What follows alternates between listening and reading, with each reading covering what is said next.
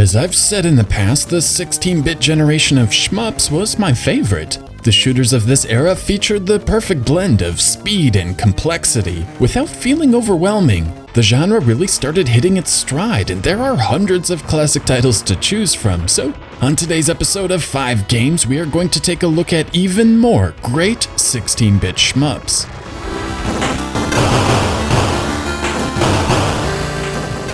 First up is Twin Cobra for the PC Engine. This game was released on a wide variety of consoles and computers, but never made it to the North American TurboGrafx 16. This is another vertical shooter from the iconic developer Toaplan, and I've grown quite fond of the Toaplan shooters over the years. Twin Cobra is a very straightforward, no-nonsense game. You take control of a helicopter and mow down everything in sight. The main gimmick of the game are the power-ups. After defeating certain enemies, they will drop a color-changing orb.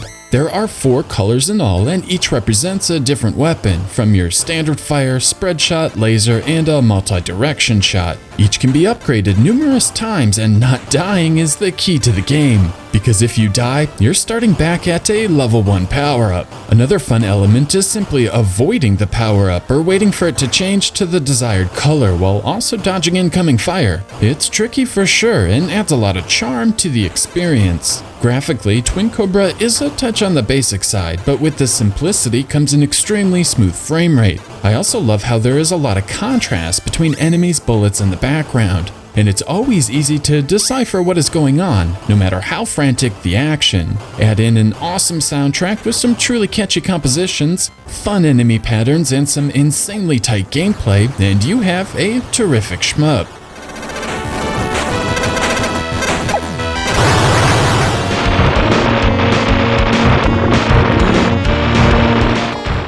Next up is Squadron for the Super Nintendo. This was known as Area 88 in Japan and follows a manga series of the same name. For the Western release, however, Capcom changed it up, utilizing the ultra-cool United Nations theme. Anyway, the game presents a choice of 3 characters, which have varying level-up cycles as well as different degrees of resiliency. After selecting a hero, you are presented with a map screen showing incoming targets, and you get to choose which mission to tackle next. Finally, you can pick a plane or buy a new one, as well as equip yourself with varying special items. In all honesty, the massive amount of selections are a touch overwhelming at first, but definitely give Squadron its own identity. But of course, it's the gameplay that counts, and Squadron delivers. Of all the games on this list, I feel this one requires the most memorization. Enemies have a tendency to circle back, and if you're not aware of their patterns, it's all too easy to have them smash into the back of you. Still, with a healthy stock of lives and infinite continues, you'll slowly make progress, opening up new missions, taking down bosses, and racking up easy money in little side quests. The graphics are also impressive for a SNES shooter, with a frame rate staying around 60 frames per second a majority of the time, a ton of parallax scrolling, and even some cool line scrolling effects. The music is a bit more hit or miss, with some awesome compositions and some duds, but nothing here is annoying or offensive. The awesome gameplay and great presentation make for a fun game that is easy to recommend.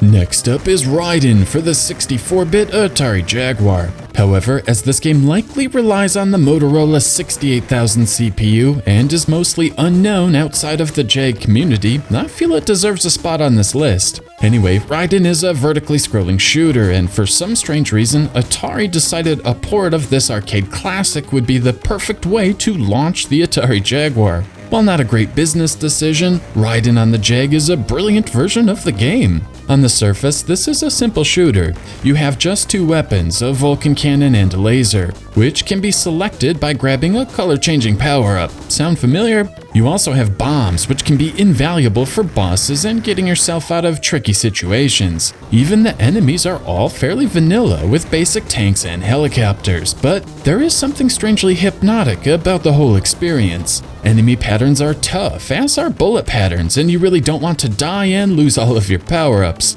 As your ship moves just a touch too slow compared to the enemies, there is a feeling of desperation, making clearing levels and bosses a very satisfying experience. This Jaguar port retains the awesome music compositions from the arcade game and sound fantastic on the hardware. The graphics were also redone and look terrific. While Raiden might not show off the power of the Jaguar, it is a great shooter and one of the best games on the system.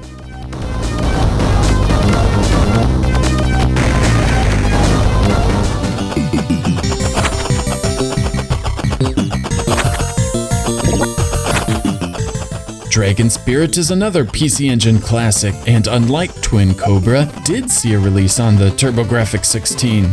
And unlike the military themes we've looked at so far, Dragon Spirit offers a unique fantasy theme. You take control of a fire-breathing dragon, and if that wasn't awesome enough, there are power-ups which give you a second and even third fire-breathing head. This, of course, is the coolest damn thing you'll see in this video. Like many 80s shooters, Dragon Spirit has air targets as well as ground targets, and you'll have to switch between your two attacks to take out different kinds of enemies. You'll also find eggs scattered about the landscape, which contain a multitude of power-ups, beefing up your dragon. Graphically, Dragon Spirit is basic with simple sprite work and few effects to speak of, but this does make for a very smooth frame rate, which never drops from a silky smooth 60 frames per second. While the graphics may be basic, the soundtrack is anything but. The compositions are incredibly upbeat, fitting the fast-paced nature of the game perfectly, while maintaining a fantasy quality, matching the environments. Not only is Dragon Spirit easy on the ears and a total blast to play, it's also dirt cheap to import, and in my opinion, a must-own.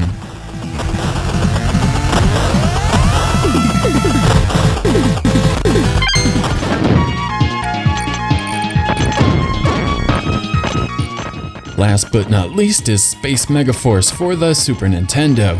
This vertical shooter comes from the brilliant developer Compile, and Space Megaforce is part of the popular Alesta series. To this day, the Super Nintendo has a reputation for being a poor system for fans of shmups, with its slow CPU and a few shooters on the system featuring some notorious slowdown. However, the code ninjas at Compile pretty much smashed that myth into oblivion with what is perhaps the fastest, most insane shooter in the SNES's library. Space Megaforce is relentless with the amount of enemies and bullets on the screen, and the fact the Super Nintendo throws all of these sprites on the screen with very little slowdown is quite impressive. The gameplay itself is also quite good. Similar to Blazing Lasers or Zanuck, there are numbered orbs which represent different weapons. Grabbing these orbs will change your weapon. Grabbing the non-numbered orbs will power up your weapon, and taking hits will reduce your power level. Additionally, each weapon has different modes. The laser, for example, has a normal fire forward mode, and a second, less powerful mode featuring an insanely helpful homing feature, taking out enemies on the sides of the screen or even behind you. Space Megaforce also has a terrific techno-inspired soundtrack, reminding me of the awesome Streets of Rage games, and I can think of no better genre to match the blistering pace of the gameplay. These days, Space Megaforce is a bit on the expensive side, and you are better off importing the Japanese version, and you should, because Space Megaforce is sensational.